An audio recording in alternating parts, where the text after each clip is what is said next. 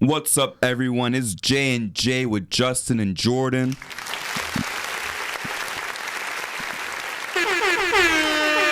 What we got today, Justin? So today we will be recapping Game 1 and Game 2 of the NBA Finals. But first, if you guys are listening on audio platforms, please give us 5 stars and like. If you're watching on YouTube, please subscribe and like the video. And yeah, let's get into the episode. Don't forget the TikTok too. Oh yeah, TikTok. Plug the TikTok because the TikTok is active right now. At the J&J podcast. You don't want to miss that. There's been a lot of videos, a lot of hot takes. You guys don't want to miss that. Please make sure you guys follow.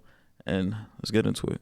All right, so let's just talk about, obviously it's Game 1 of the Finals. Game 2 just passed as well. Let's start with Game 1, Justin. The Nuggets won. Jimmy Butler was basically neutralized. Bam had a pretty good game. How'd you feel after Game 1? Because we saw all these takes immediately after Game 1. Like, I hate Game 1 overreactions, but immediately it's Nuggets are going to sweep. Nuggets are going to sweep. Like, the Heat got no chance. They're going to sweep. So how'd you feel after the game? After Game 1, Game 1 went kind of how I expected. The Nuggets just dominated. Even though the final score, they won by 11 points, they were in control the whole game. They didn't really show any signs of weakness until the fourth quarter. They kind of started to slow down, and you saw Miami started to pick it up.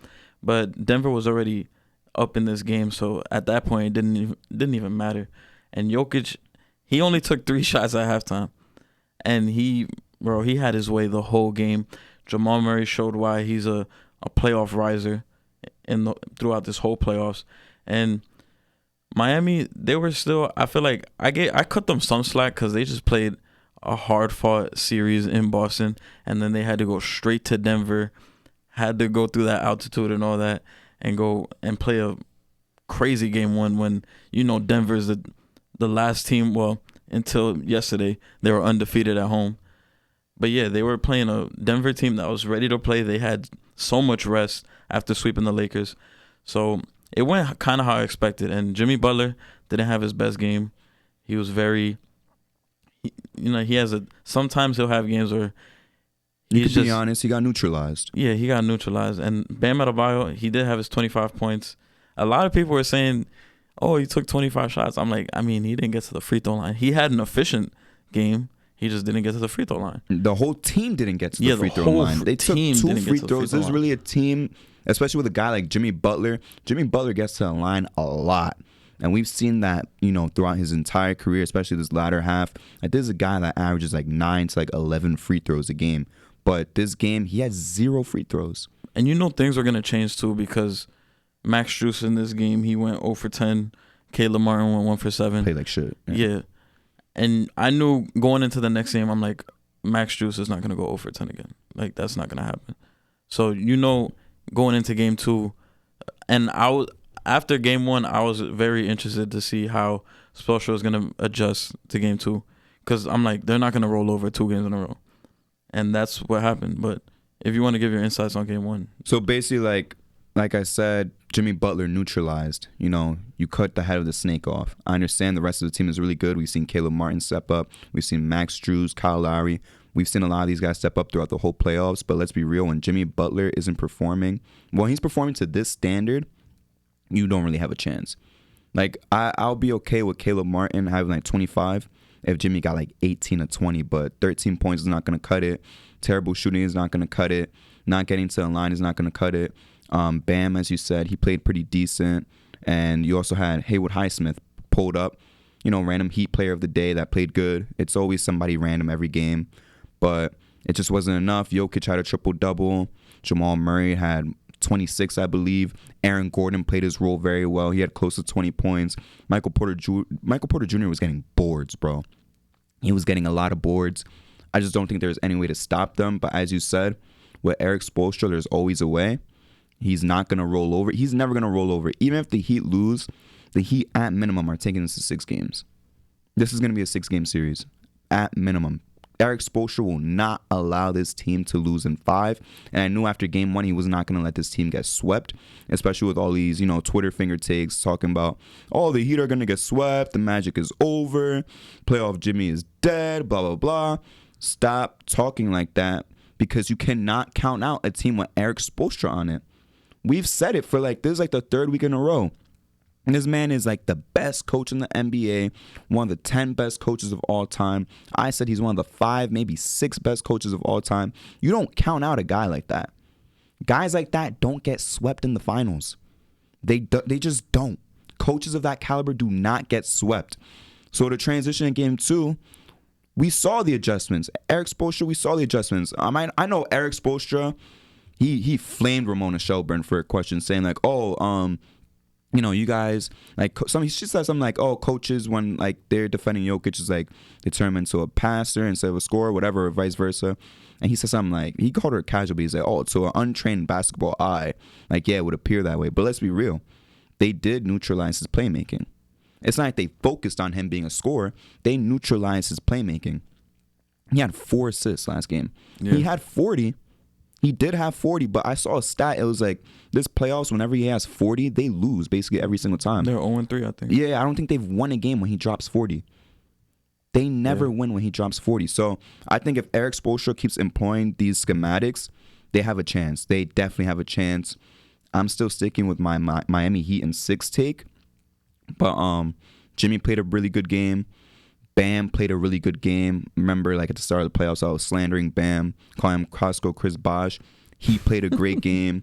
Gabe Vincent has been consistent in both games, played another good game. Yeah. Duncan Robinson scored 10 points all in the fourth quarter. He had a really damn good game. Like I said, it's just what the Heat do. Next random guy up, you know? At this point, Eric Spoelstra could put me in a Heat jersey, and I'm scoring 6 points on efficient shooting. I don't know what it is about that team. I don't know about that. I know you smirking, but, like, I'm being serious. Like, at this point, you could take a homeless man off the street, tell him, hey, you're wearing number 8 for the Heat right now. He's giving you 1 bucket. I don't know what it is about Eric Spoelstra. He got, like, some black magic, but he did great. It was a close, hard-fought game. To the end, Jamal Murray unfortunately missed the shot to, take the game into overtime. Would have made it much more interesting, but it was still a hell of a game. One of the best games of the playoffs. But how did you feel about game 2, Justin? Game 2, off the bat, Miami just punched Denver in the face right away. They was not messing around. Miami made better adjustments in this game. They made it really uncomfortable for Denver to get into that high pick and roll with Jokic and Murray.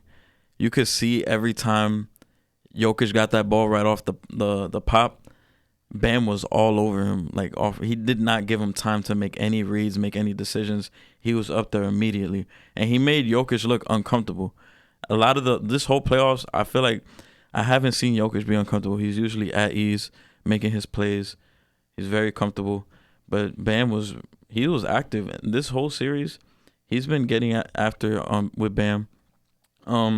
They also had Jimmy Butler on Jamal Murray. And Jamal Murray did play good in the first half, but I felt like Jimmy Butler was really containing him later on. And he really made it tough on Jamal Murray. And like you said, the Heat guys, the role players really stepped up. The Heat guys, they had 3 20-point scorers in this game. Max Strus he came alive this game. He went 0 for 10 last game. He had 12 points in the first quarter of this game. I know he was a little bit quiet after that first quarter, but those 12 in the first quarter was much needed. And Duncan Robinson, like you said, going crazy in that fourth quarter. Bro, he looked I was like, he turned into like Steph Curry. He was a beast. But my favorite thing is even when he shoots threes, now my favorite thing when Duncan Robinson is definitely like those backdoor cuts because he's done it numerous times and it's just the funniest shit, bro. And he starts talking. Every time he gets a backdoor cut layup, they always call timeout and he's always talking shit, bro. Yeah. But for him to come up like that, like it's always going to be the role. When it comes to final series, yes, the stars are important, but it's always about the role players. Game 2, Michael Porter Jr. didn't do much, realistically. KCP didn't do much. Aaron Gordon could have played a little bit better. Bruce Brown played a pretty good game. KCP got to stop fouling 3-point shooters. Yeah, that shit was getting me tight, crazy. Bro. Holy shit. Yeah, those are crazy. That's really what's going to hurt the team. We saw a couple of 3-point shots get fouled. But in general, like the role players need to play better. Yeah. We've heard a lot of different talking heads say this throughout the years for like the longest time since we've been watching like sports media. Like, role players play better at home. Yeah. I'm kind of scared for what's going to happen with a KCP in Miami. I know Michael Porter Jr. is like their third option, but what's going to happen to Michael Porter Jr. in a Miami? Because, to me, he's a role player, He's a damn good starter, but he's still a role player. But when you're performing like this at home, that's a little bit worrying to me. That's why I'm saying Miami's in the driver's seat right now. Not just because of home court advantage, but because they figured out. Let me not say they figured out Jokic completely, like they locking him up. But it's like I told you, just let Jokic get his. That's all you could really do to stop him. Just let him get his. It's not locking him up, but let him score that 30 to 35, 40. Let him score 50 if you want.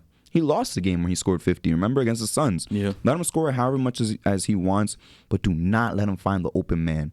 We saw Jokic take over in the third quarter. Basically scored like every point for the Nuggets, it felt like. All these trick shots, all these moves in the post. He was making everything. Oh, yeah. That might be the last we see of Cody Zeller. Cody Zeller. Those Cody Zeller minutes were horrible. They were horrible. That hard foul wasn't really It reminded too good. me of the street ball days when you're just getting cooked and you just start hacking for no reason. Yeah, he just started hacking. He just started hacking him, and then Spoelstra took him out the game deservedly. So, yeah, he might not see the court again. But like you said with Michael Porter Jr., he has to be better. If his shot's not falling, he's just out there. And defensively, he hasn't really been bringing it. I know game one he had 13 rebounds. But this game, he was just, if his shot wasn't falling, he was just out there. And then tighten up your handle, my brother. There's no reason Kevin Love should be stopping you in a one-on-one situation. Like, that to me looked crazy. I'm like, you have to figure out how to get it in other ways. I'm confident that KCP will be better going forward. He's been there before. He's one of the role players I trust in the NBA. He's been there. He's been there with the Lakers and stuff like that. But, yeah, it's just... You already know it's the swing of things in a game. The first game, Miami didn't really get the calls like that. This game, now they're getting those little knick-knack fouls. You could see KCP's right there. I know he did foul him, but these calls are very close. Like, you saw that one call with Jokic when he shot that three, and was it Bam that fouled him? Yeah. Yo, that shit did not look like a foul. And I'm voting for Denver, but the refs, I don't know. And another person too, Kyle Lowry. Kyle Lowry's been I don't know. Kyle Lowry just annoys me to death. But yeah, I know you don't like Kyle Lowry. He's such a smart player and just a savvy point guard. He knows all the tricks. Like Chris Paul does it too. Mm-hmm. He knows all the tricks. He knows like the right places. They manipulate. Yeah, they manipulate. I hate him for it, but I'm not gonna lie. If I was in the league, I'd be doing the same shit. So I just want to give him his props. I know in the beginning of the game, he wasn't really doing his thing like that, but he really sets the tone for the Heat team when shit starts getting out of control. And Jimmy, too. Jimmy was quiet this whole game, and then he starts to turn it on late in the game. I started to notice that, especially in the Boston series. Once the other team starts getting in the bonus and everything is a foul for Miami and they're going to the line, that's when Jimmy starts getting into attack mode, and he just starts getting in rhythm. But, yeah, I think Miami, I'm not going to say they figured out Denver and their whole thing, but they're not to be taken lightly at this point. I mean, that was never the case, but to me, after game one, a lot of the talk was, Miami might be done. This might be a sweep. I knew that Spoelstra was going to make his adjustments and make this a tough series for Denver. And so far, to me, this is Denver's toughest task throughout the whole playoffs. Can we also talk about Gabe Vincent real quick too? Because remember, last time we was like, damn, like, do these guys need Tyler Hero? And we both said, don't fuck up the chemistry. You know, you made it this far with you guys, don't fuck up the chemistry. Gabe Vincent really has stepped up a lot, not only in this playoffs but in this finals. Bro is shooting 9 for 16 from three just in the finals right now, just absolutely tearing apart the Nuggets, bro, from three. And it just seems like I trust him at this point. Like, I really trust him when Jimmy's playing, you know, not as good as he should be, like, as a superstar. I trust Gabe Vincent to, like, take over the game, not completely like a real all-star would, but he's, at this point, he's a reliable 20 ball, bro. And if his shot's going to keep falling, like, at this rate, this is going to be a big problem for Denver. Very big problem. And even if he slows down, you know, Caleb Martin hasn't done shit this finals. He scored 3 points in both games. Yeah, he fell back down to earth. But imagine if he pops off and back home. It's What's going to happen? Yeah. What's going to happen when he pops off at home? Because I think he's going to pop off either in game 3 or 4 at home. I think he's going to have a 20 to 25 ball at home. And another guy I forgot to mention for Denver, Christian Brown. Okay. He was everywhere in game 2, bro. I know the box score doesn't say it. He had 6 points, but he was pesky. He was getting deflections. He had 3 steals. I felt like he was bringing Denver back into the game, getting the crowd into it. And it was getting crazy. Bro, he was in the game. I was like, damn. My brother was like, bro, who the hell is this kid? I mean, high IQ player plays the game the right way. Really, really hustles a lot. Does he bring his lunch to work? He brings his own. Brings his own lunch pail to work. Real coach's son type of guy. He's always gonna dive on the floor. Yeah. Always, focused on fundamentals. If you catch my drift. But yeah, I understand exactly what you mean. He's a Kansas Jayhawk. Yeah, he played a pretty good game. It's always guys like that when they step up that are like super important. Yeah. Sometimes moments like that are more important than that 15 to 20 points he scored. I think he earned his spot in the rotation. Oh, 100%. 100%. So let's talk about these predictions back in Miami. How do you think, things are going to shape up after game 4? What's the series going to look like in after total? game 4 or game 2? After game 4. Game 4? How do I think it'll look after the Miami trip? Because I believe we'll be back for predictions on like game 5, if I'm not mistaken. I think game 5 is going to happen after the next episode. So what do you think is going to, kind of happen games 3 and 4? I think it's going to split. I could kind of see Miami winning game 3 and then Denver winning game 4. I could see it happening like that. And I wouldn't be surprised if Miami comes out. I'm not going to say blow Denver out in game 3, but I want to say, because Miami does have this thing. I remember seeing it in the whole New York series where they'll be up the whole game, but they're not necessarily blowing you out. Mm-hmm. They'll be up by like 9, 10, 11 points the whole game. But it always stays. It's like a chokehold. Yeah, it's a chokehold. You might cut it to 7, maybe 6, but you never get it. You never get it like to a tie game, nothing. Because I remember game 1 in that Knicks series. After halftime and Miami started going on the run, Miami was just up the whole game. The closest the Knicks got it to was to 3. I know I hate to bring them up, but I'm just giving an example. Happened in game 6 as well. Game 6 too. Yeah, but they I always see that they'll have a marginal lead and they won't let go of it. Denver at times could have a big lead and they might let it slip, but they're good enough where they could close it out. So I could see a point in game 3 where Miami just punches Denver in the mouth off rip. They start their game off. The score is like 18-6 or something, and then they're just in control the whole game. And then I could see game 4 being a closer game and Denver taking it. It's just a more slower paced game. I know Miami just wants to wreak havoc. They just want to go, and they just want to make the whole team uncomfortable and stuff. But I could see game 4 being a closer game, everything being slowed down, and Denver taking care of it in game 4. And then they go back to Denver tied up 2-2. Yeah, I agree. I do think that we're going to, after Miami's, it is going to be tied up at 2-2. But that's one thing I kind of do want to comment on because I never noticed it. But you're right. It's like, I feel like that, like Miami chokehold of like 10 to 12 points is so much more demoralizing than like a real blowout. Yeah. Because like you're keeping that hope in the team and the opposing team. They keep thinking like, we're right there. We're clawing. We're right there. We're just right there. And they just pull you back. They pull, what it reminds me of? Kind of like wrestling when like someone's like in an ankle lock. You right there at the rope. And Kurt Angle just pull you back. It's like the same shit, bro.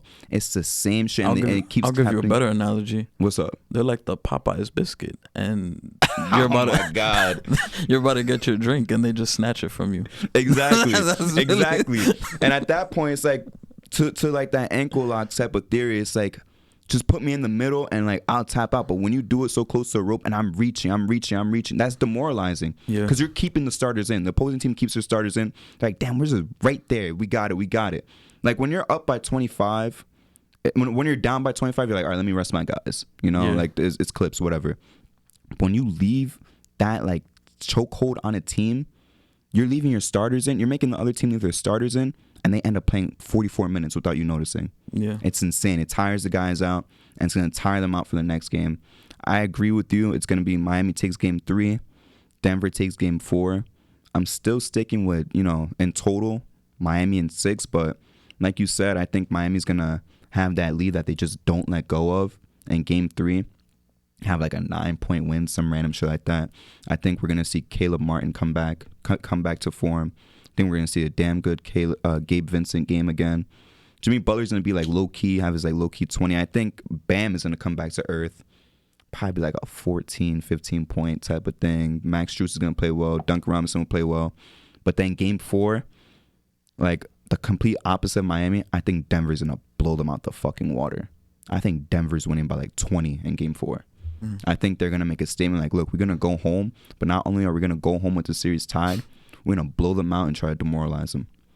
But at the end of the day, I'm still sticking with Miami. Like, are you changing your pick at all after this game 2? No. I had Denver in 6. I'm keeping it that way. And I wasn't one of the people that's like, Denver sweep, Denver in 5. I knew Miami's a team that's gritty. They're not gonna mess around. So I'm gonna stick with my Denver in 6 pick. I respect that. We both say it's gonna be in 6. We obviously see that it's gonna swing different ways. One thing I do disagree with though, I don't think Bam is gonna really come down to earth, because I feel like right now he's kind of low key been Miami's engine on offense. Because the way they've been playing him, once there's like a pick and roll situation and he's doing handoffs, Jokic is playing back on him. Mm-hmm. So he's giving Bam enough room to either look for passing angles, look for a shot, try to be aggressive. He's in control. If he wants to have it, he could have a game where he tries to attack Jokic and he tries to get him in foul trouble, like the Lakers did in 2020 when they went to the finals. They had LeBron, they had Anthony Davis attacking Jokic, getting him into foul trouble and stuff, and getting Jokic out the game. So I think Bam right now has the control. I think he's starting to see that now. He may not dominate the box score every night, but I think he's going to be the catalyst for Miami to get things going and get things moving for them. Yeah, I agree with you. And not only just on offense, but defense, the defense is definitely key. He sets the tone. Yeah, he's definitely sets the tone for defense. He's definitely the anchor. Remember, like, there's a lot of discussion like, oh, AD didn't stop, Jokic. What the fuck is Bam going to do? Bam is so much worse than AD. But people forget that Bam is like a DPOY candidate year in and year out, He's one of the best defenders in the league. Just because AD was, out of this world in this playoffs doesn't mean like Bam is like a piece of shit on defense. He's great. He is great. He did his job. I know people are going to say, oh, he scored 41 on Bam. It was meant to be like that. That was their intention. And if this happens again where like they let Jokic score like 35 but he has like 3-4 assists, do not be fooled as a casual. That is Miami's intention, bro. They want this man to score. Yeah. Remember, you saw it. Bam's making it hard for him to score. Yeah. I'd rather Jokic score a difficult 35 points than have him do his thing. Oh, one touch pass, everybody wide open, easy shots. You're not draining too much energy like that. Yeah, if you noticed, a lot of his points on Bam was second chance. Like he would miss, get that quick rebound, lay it back up, or it was just at the free throw line. I feel like Jokic was really wreaking havoc when Cody Zeller was in the game. It was a Cody once Zeller I saw thing. Jokic get the rebound and dribble up the court with his left hand and finish, like, I was like, yeah, you got to get Cody Zeller the fuck out of there. Like, I'm out the fucking league. So as basketball fans, you know how the discourse is. It's unlike any other sport when it comes to basketball. Because, it's such an individual-driven sport, even though it is technically a team game. Can we just talk about legacy real quick? Like, what does a ring like this do for the resumes of, Jimmy Butler and also, like, Jokic? Because let's take Jokic, for example, right? Yeah. You already have a lot of Twitter people. You have a lot of podcasts. You have a lot of YouTubers. And I've seen it's mostly like an online thing. It's not really like a mainstream media thing. A lot of these guys already, it's like, Jokic is a top 5 center of all time. Ring or not. But they're really, like, honing in on this, like, oh, if this man gets his ring, this is a top 5 center. Do you agree with that? Top 5? Give him the ring right now. Is he a top 5 center of all time? Let's be real.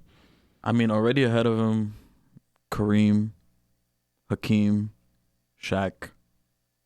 Who else am I missing? You're missing a good number of people, but it depends on your argument. Bill Russell. That's why I'm letting you figure it out yourself. Bill Russell. And then Wilt Chamberlain. I feel like that's a...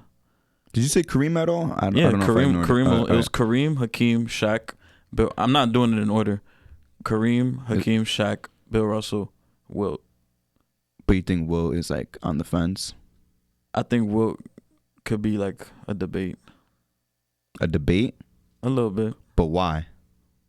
Why is it? Because this is the thing that I'm hating. You know, you're seeing people say, like, oh, he's much better than Wilt. You hear people saying, like, this guy is better than Kareem. Kareem right now. Nah, he's the not. guy who's a Kareem. 6-time MVP and 6-time NBA champion. No They want to shot. say he's better than Kareem right now. And then they'll excuse it. They'll be like, oh, but I'm just saying offensively. I'm not saying, like, you know, in general. Let's be real, guys. Like, let's be serious. These people are saying he's better than Kareem overall. And I have Kareem as a top 3 player of all time, which is what drives me insane. Even for you to say that it's a debate with Wilt, that sounds crazy to me.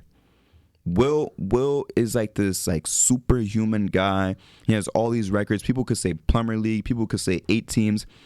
I don't care, bro. Wilt Chamberlain is Wilt Chamberlain for a reason. Jokic is what? He's not even 30. He's like what, 28? Yeah, he's 28. Yeah, he's 28 years old.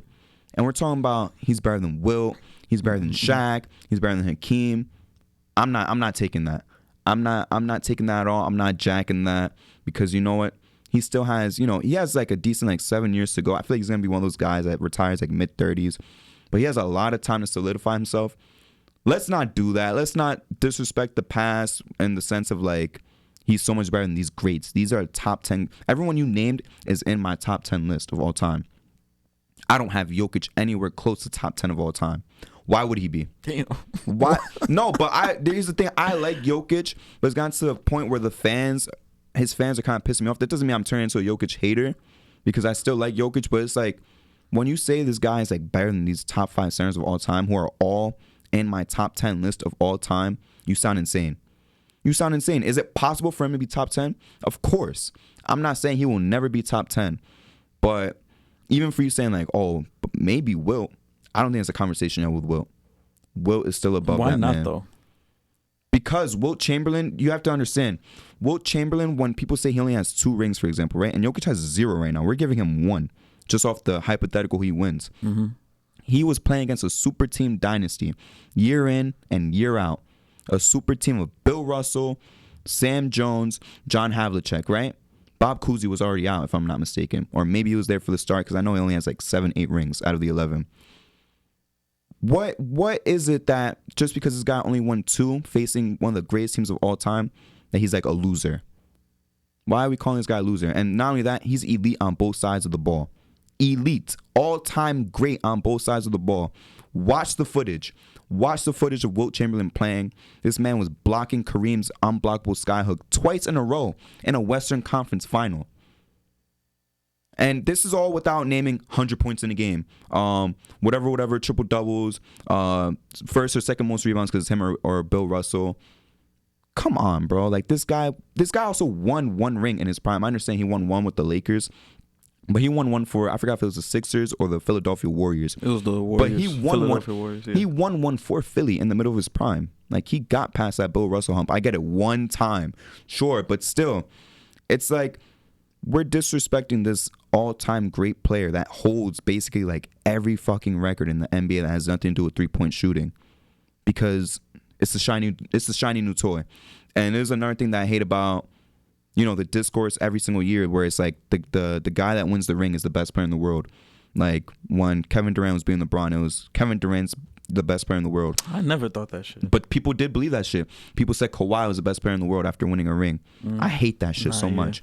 I think it's people just trying to be contrarians. I think people are being contrarians now because Jokic is the shiny new thing. But I just hate that so much. But to kind of answer my own question, he'll be top 10 all the time. Or maybe he's even top 10 right now. Like, I understand, like, he's been so great, but top 5 is too much. I'll have him over Patrick Ewing right now. I have him over Pat. Definitely over Pat. Who else are we missing? David Robinson. You can make the argument, I guess, because of both floors, but with a ring. I would definitely say that over David Robinson. But with a ring, not without one. With a ring, I'll take him over David Robinson. Who am I missing? Bill Walton, obviously, short prime.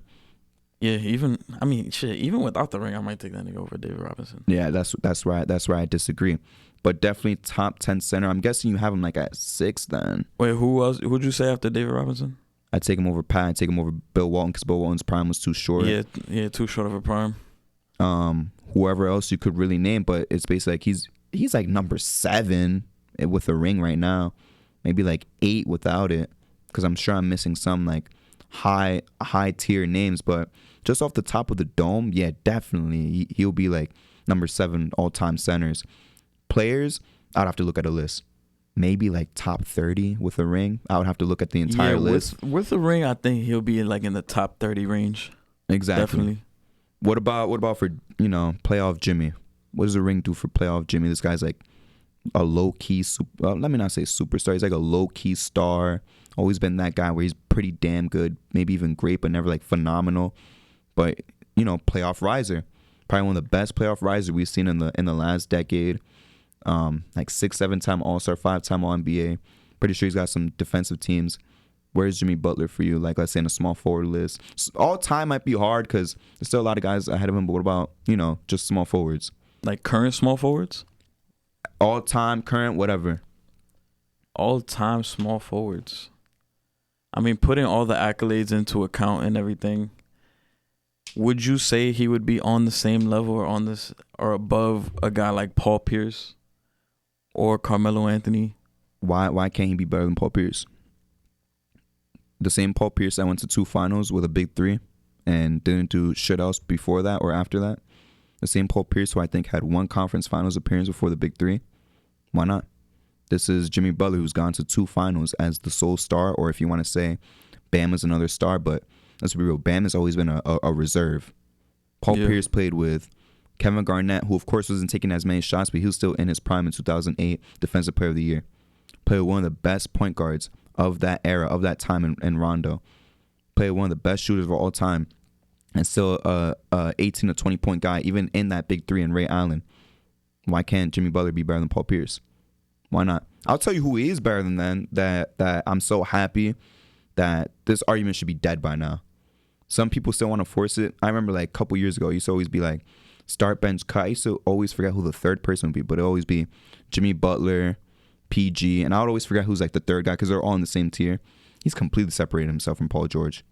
I'll tell you that much right now. Paul George and Jimmy Butler should never be a conversation ever. It should have been dead after 2020, after that finals, and after Paul George choking in the Western Conference Finals. Western Conference semifinals. My apologies. Not even the Western Conference Finals. Western Conference semifinals. Wait, when? 2020, when they blew the lead to Denver, because that was the same year Jimmy made it to the finals, right? Absolutely, that argument's dead. And I'm really hoping you don't disagree, because at this point, what does Paul George have over Jimmy Butler? Because to me, it's nothing. There is nothing Paul George has done better than Jimmy Butler in their careers. Paul George has had better regular season than him. He did have that 2021 when Kawhi went down, took him to the WCF. I know they lost that series, but he showed that he's not always this playoff choker that everybody makes him out to be. What happened in 2020? What happened in 2019? What happened in 2018 where he was getting cooked by Joe Ingles, who looks like a fucking Algebra 2 sophomore year teacher? What happened? He choked. He got outplayed. He choked. 2020, yeah, he hit the side of the backboard and all that shit, but I still think Paul George is one of them guys. But better than Jimmy Butler. Let's say even without the ring. You could still make the debate. Why? What has he done in the playoffs, bro? 2021, okay. He had 3 stinkers in a row before that. What else did he do? He went toe-to-toe with LeBron twice. 10 years ago. Yeah, we still bring it up. 10 years ago. Bring it up. 10 years ago. We're talking about something from 10 years ago. Yes. To solidify why some guy is better than someone who went to the finals twice in the past 4 years. Yes, someone who went to the finals twice, carrying his team. A guy who went toe-to-toe with LeBron in 2013. 2013, we were in 7th grade. We are 23 and just graduated from college, both of us. We are talking about a conference finals from 10 years ago. 10 years ago.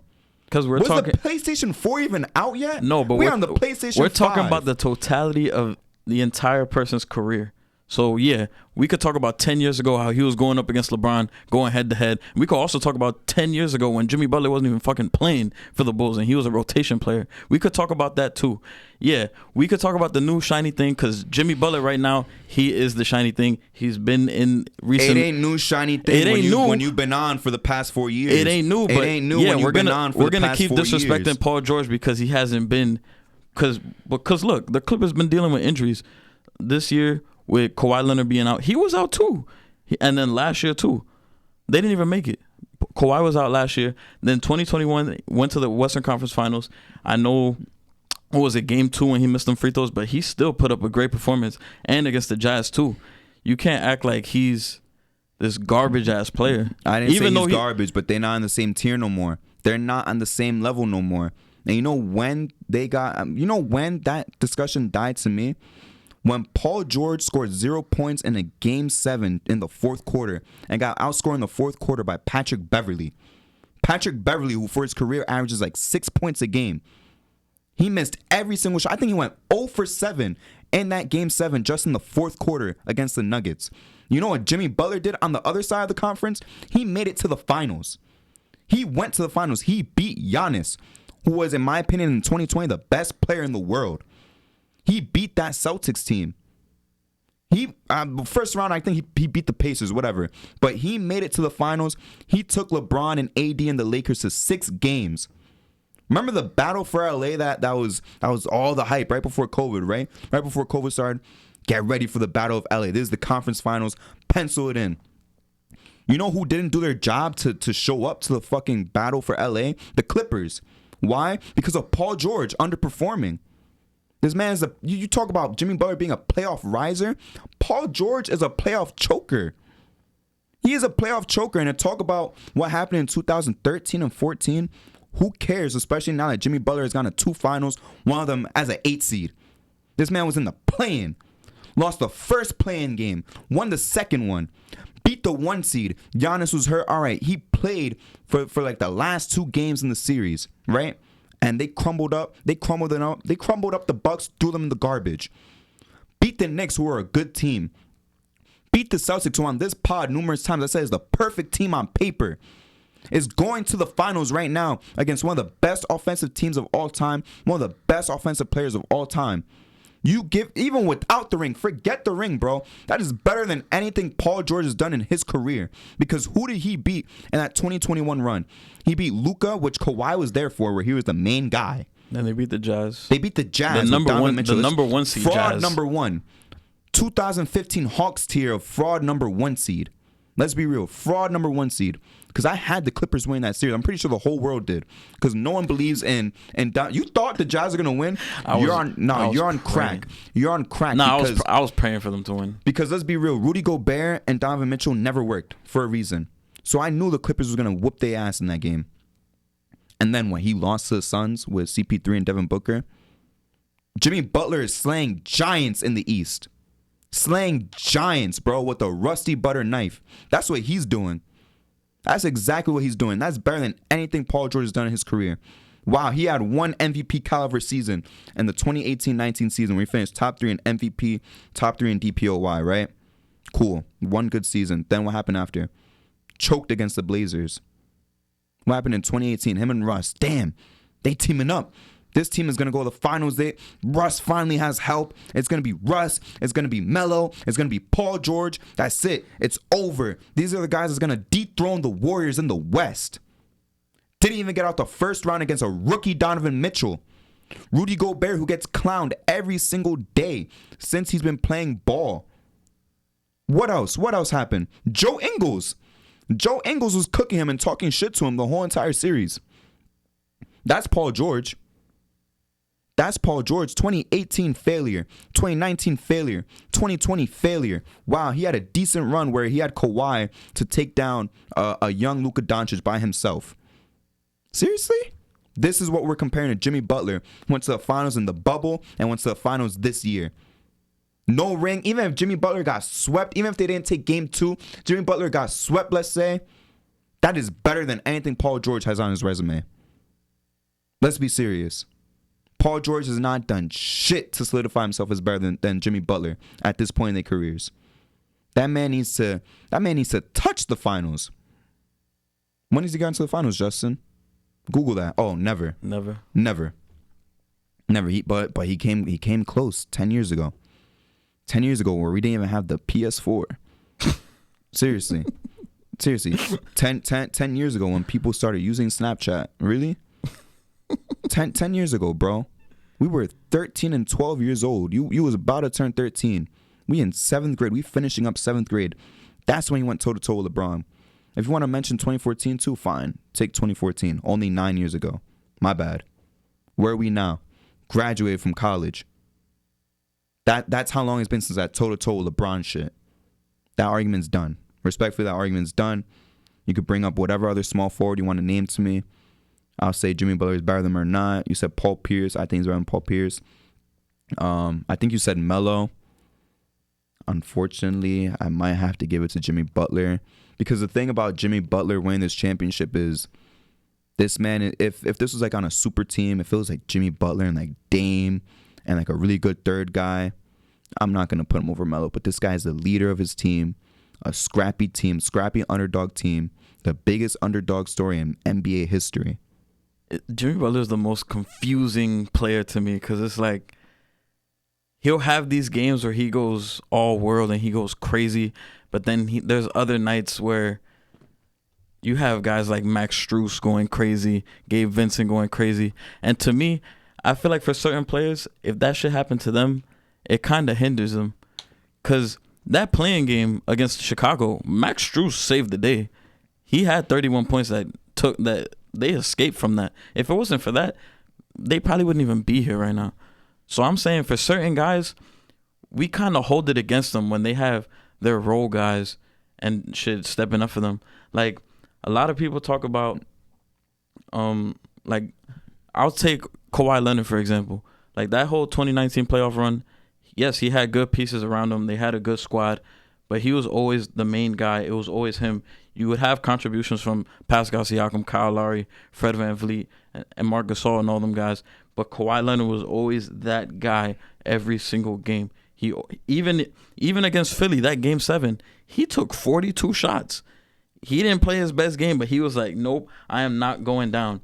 Sometimes, yeah, Jimmy Butler does have these big games, but there's some times where I'm like, bro, he disappears sometimes. Big games like 50 against the 1 seed, right? Yeah. Like 50 against the 1 seed. I just want to clarify. Yeah. I've also... Actually, no, I'm not going to say that. That's not even comparable. I'm not even going to say that. But it's like we've seen role players help their team. And as you said, like with Kawhi, for example, in 2019, right? And I think this ring would be better than Kawhi's. I already said it last episode. This ring would be better than Dirk's. This ring would be better than Hakeem's second ring. This would be the best ring of all time to me for Jimmy Butler, right? My thing is there's always games where that role player shows up for every championship team. Fred VanVleet was having him some games, bro, during that run. Pascal Siakam was having some games. Young Pascal Siakam, too, was having himself some games, bro. Let's not forget that. I mean, we could look at any championship team. We saw it with the Bucks. There was games where Chris Middleton was better than Giannis. Him and Giannis were both on the floor at the same time. Chris Middleton dropped 40 in the finals. But would you consider Chris Middleton a role player, or would you consider him a number 2 low level? He's a sidekick. I would, yeah, because I was a sidekick. But I'm talking more so the guys like the Gabe Vincents, the guys like kind of like Miami, like the Shane Battiers from back then. Like if guys like him was having constant 20-point games throughout the playoffs, that's what I'm comparing it to. Chris Middleton to me is more of a number 2 low-end all-star, so he would be like a sidekick type of guy. That don't really count to me, because this playoff run, it's like, to me, if like LeBron and his runs in Cleveland in his second stint, if fucking Richard Jefferson was having multiple 25-point games and stuff like that. That's because shit like that, that happens once in a while, once every few games. But for this Miami Heat team, it's not a discredit to them, but for Jimmy, if we're gonna put him with them guys, it's like that's a constant, because it's not always him some games. Sometimes it's the other guys. Like game 3 against Boston, I know they blew them out, but yeah, I mean, that's a bad example. But he had 16 points in that game, but they blew them out. But there's some games where he's not really in the game. That's a credit to him sometimes for how talented he is, that he doesn't really have to be aggressive all the time. But there's other times where he don't even. It's crazy to say, but I'm watching game 1 and game 2. I'm like, bro, if they win, I don't even know if he's the Finals MVP, which is crazy to say. But like, I shouldn't be thinking that if I think you're one of them guys. I think he's still gonna come out of this Finals MVP. He probably will, I just think off so. of politics alone. No, not just off of politics, bro. Because I get it. He had 13 points in game 1, but guess what? We going back home. I'm predicting, 25 to 30 point games in both of these games, man. I think he's really gonna turn it up. I mean, you gotta remember, game 1 they wasn't getting calls really, and like I said, Jimmy Butler's game is all about being aggressive, going to the paint. Either he makes them layups or he's going to the line, bro. And most of those times going to the paint, unfortunately not getting calls and unfortunately not finishing, But when he gets to the paint at a normal rate, and I'm not saying like extraordinary, like he needs 20 free throws. He gets to that paint, gets his 10 to 11 free throws, whatever. He getting his points up. I don't know. It's just confusing to me. Because even in that Eastern Conference series against the Celtics, you could argue that Caleb Martin should have been that Eastern Conference You MVP. could argue it, but I would disagree. Yeah, but And a lot of people disagree. It could go either way. But it's like this, for example, right? I thought Jamal Murray should have been the Western Conference MVP, whatever. Yeah. Averaged like 33 against the Lakers, right? But it went to Jokic. I don't think it's that crazy. It could have gone to either one. It's the same thing with Jimmy Butler and Caleb Martin, No, but even then though, watching those games, it felt like Caleb Martin was the guy that was like pushing Miami ahead. Even like when things were going bad for Miami and Boston was making their run back, Caleb Martin was the guy that he's hitting shots to limit the Celtics run. He was the guy that was always in there. He only lost by a vote, I believe. And then in this series so far, he has not looked like the final. They would give it to him solely off the fact that, we can't give this shit to Gabe Vincent. How is that going to look? Why not? I don't think they do it. They gave this shit to Andre Iguodala when politically you could have given it to Stephen Curry. Why would they not give it to Gabe Vincent? I don't think they would do that. They could, bro. If Gabe Vincent is so good that they have to give it to him, they're gonna do it. I think Steph Curry should have got it. They're gonna do it. Disagree on that point as well, but just in general, sticking with the Heat, like they'll do it. They'll give it to him. They'll give it to Gabe Vincent if he really deserves it. They'll give it to Bam also if he really deserves it. Bam's not even like if he got it, I feel like he would deserve it. I wouldn't be pissed either. Yeah, I wouldn't be pissed. But like we said, we have like a minimum of 4 games left to play. No, we have a minimum of 3 games left to play, right? There's a minimum of 3 games left. If Miami was to win all 3 and win this in 5, which isn't going to happen, I still think it's going to be 6, whatever. But there's still a lot of games to be played. There's still like 3 25 to 30-point games Jimmy Butler has capable. Can Gabe Vincent do the same thing? Yes, but I really think, Jimmy Butler's going to get into his bag back home, really show up, really bring back, like the playoff Jimmy shit back home. I think he's gonna be a superstar. He's gonna play like a superstar. That bubble Jimmy Butler that we saw in the finals, where he's tired out and everything. Yeah, we have to see that. If he has to bring it back, he'll bring it back. If he does, I mean, he's done it already. But if he does that and could lead them to a win, it's undoubtable that he's one of them guys. Like, he's proved it. Like, this whole Heat team, especially me, I've been doubting them this whole run, picking against them, all that. But they've been proving it for 2 months now. Like, they've been here. But, like, if Jimmy really wants to separate himself from a lot of these guys on these all-time lists, this is where it's going to come down to, especially in the finals, these big performances and leading them to victories too. Yeah, I understand where you're coming from. I know finals MVP is just for the finals, but at the end of the day, I'm still going to recognize this as like a, as a Jimmy ring, like when it comes to conversations about him, for example, like over Paul George, over all these guys, because we saw him do it, the entire playoffs, the 50 ball against the Bucks, complete just dismantling Drew Holiday, who in my opinion, the best perimeter defender in the NBA, to me, is Drew Holiday. Cooking him, talking shit to him, taking him out of his game, dropping 50 on him like that, dropping consistent great performance against the Bucks, played some pretty damn good games against the Knicks, even though hurt. He also had good games against the Celtics, which is why he got that Eastern Conference MVP. But at this point, it is a Jimmy ring because he's done all this to the road to the finals. The only way it would be like he got carried is if Jimmy Butler had, that game 1 performance every single game for the series. 13 points on shitty shooting, no free throws, whatever, right? But, for argument's sake, like I said, there's still going to be a Jimmy Butler ring. This will be the greatest ring I've seen in my lifetime. I don't think I'll ever see a better ring than this in my life. Better than Kawhi, better than Dirk, better than Hakeem.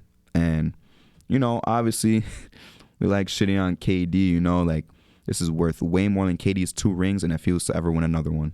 This one Jimmy Butler ring, one Jimmy Butler ring not even close. will be worth more than anything KD has done in regards to a championship, even for the rest of his career. Yeah, it's not even close. KD's 2 rings is like the guy that never got ass and he went to DR to pay for some play. That's really KD's 2 rings right there. That's a whole different debate, but that's how I feel about that. Oh my god. But yeah, this Miami team, one of the weirdest teams to me. Is like you throw all their game plans out the window. Any scouting report you have on them, you throw it out the window. They defy all the odds. Even when you have all the stats in front of you, they say, to hell with all that. They're always there. They kind of just turn everything up out of nowhere. Like, if they continue to have these games where they're shooting so great from 3, I don't see why not they can't win this series. And that's what's keeping them in the game, too. Like you said with Gabe Vincent, you said he was, 9 for 16 from 3? Yep, so far. Yeah, if they keep up these performances with these 3-point shooting performances, they're always going to be in the game. So if they could keep this momentum going, I don't see why not. They've been doing it for 2 months. They have it right there. I still got Denver in 6. Don't get it fucked up, but Miami's not fucking around. Give me that Miami in 6 still. I'm sticking with my pick. I'm not. Did I say Miami in 6? No. You said don't get it fucked up. You still got Denver in 6. I'm sticking with Miami in 6. Said it at the jump. You either said 6 or 7. I'm gonna check back. I said but if I'm not mistaken, no, I'm saying like for myself, like last episode, pretty sure I said Miami in 6. Maybe it was 7. But I'm sticking with 6 right now. It's always been Miami in 6 to me. But with that, let's get into the MVPs of the week. I think this one's pretty easy, to be honest, but let's entertain the conversation. We talking Jokic, 27, 10, and 14 in game 1, 41, 11, and 4 in game 2. We got Bam, 26, 13, and 5, and then in game 2, 21, 9, and 4. Also factor in the defense on Jokic in game 2. Let's not forget that, even though there's a clear-cut victory. And then you got Gabe Vincent, 19 on 5 for 10, 3-point shooting game 1, 23 on 4 of 6 3-point shooting in game 2. And I also do want to give an honorable mention just because of the shit that he did in that fourth quarter to Duncan Robinson. Honorable mention. He not really in the discussion, obviously, but that 10 points in the fourth was key in game 2. Those 3 guys, I mean, it's really easy, I know, but who's the MVP of the week?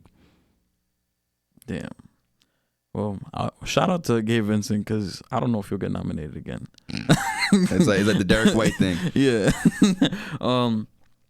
Damn, man. I'm kind of torn between... Hold on. He could, though, because you say he could be finals MVP, so he could be in contention again. I didn't say I could, but I'm just saying I can't see them giving it to him.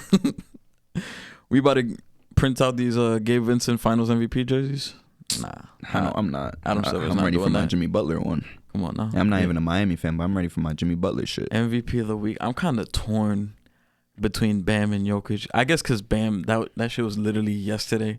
But the way he conducted himself and how orchestrated the offense was, he was playing very patient too and getting Miami into their spots, especially when Jimmy didn't have it going until the fourth quarter. He kept Miami alive.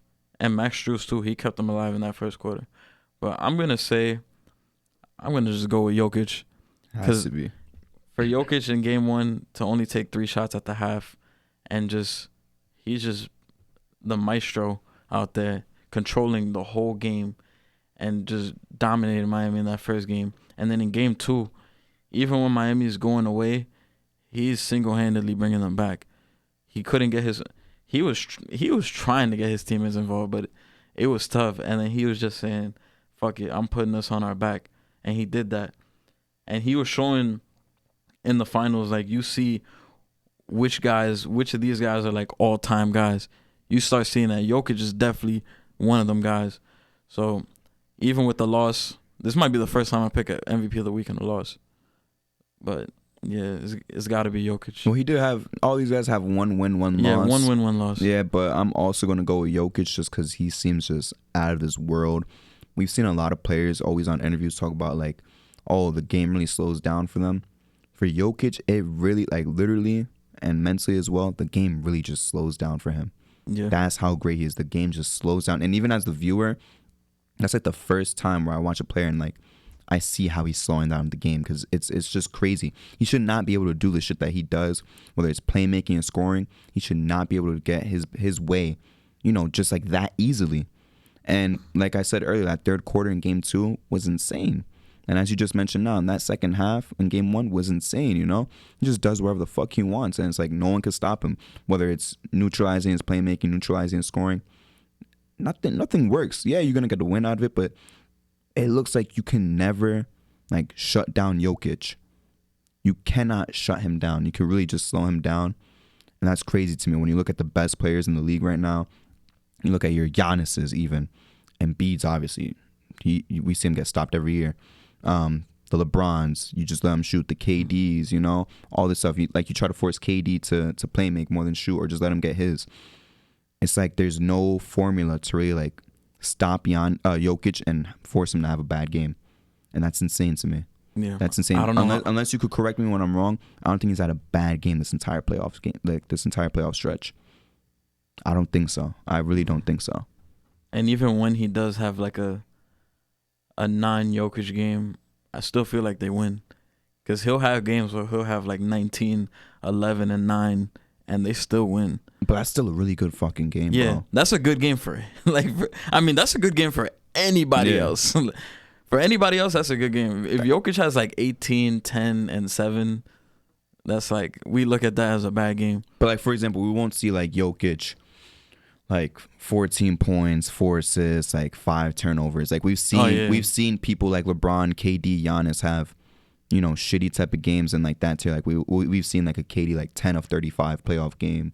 We've seen LeBron shoot like shit and have a lot of turnovers in a playoff game, especially from 3, shoot like shit. Like we see this from all these stars. Giannis with the wall, against the wall, like with the Raptors. But it's like, I don't think we're ever gonna see like Jokic like 12 points, 10 rebounds, 4 assists, 5 turnovers. If we see that, bro, in this finals, that would be insane. And at that point, I would give Bam Finals MVP if he's able to manufacture some shit like that. If that happens, I would lose all hope. For the Nuggets? Yeah. Yeah, you know. And as I said, like, he just slows the game down, bro. I think as long as this pod keeps running and running and running, which it will, we're going to see Jokic collect like a lot of these. I'm pretty sure he already has like 2 of these. I have to go back, but I'm pretty sure he's had multiple MVPs of the week. Yeah. But for that, guys, that wraps it up for J&J for the day. As Justin said earlier, if you're on audio, check out the YouTube and subscribe. If you're on the YouTube, do vice versa. 5 stars on the audio. Of course, subscribe on YouTube. Check the TikTok because there's extra content. It's not just podcast clips. We have our own individual clips, our own takes, doing them at home, doing them in the car, doing them wherever, doing them at the basketball park, wherever. Just follow us everywhere. Show the support, show the love. We're going to keep this running forever and ever. I promise you guys. Peace.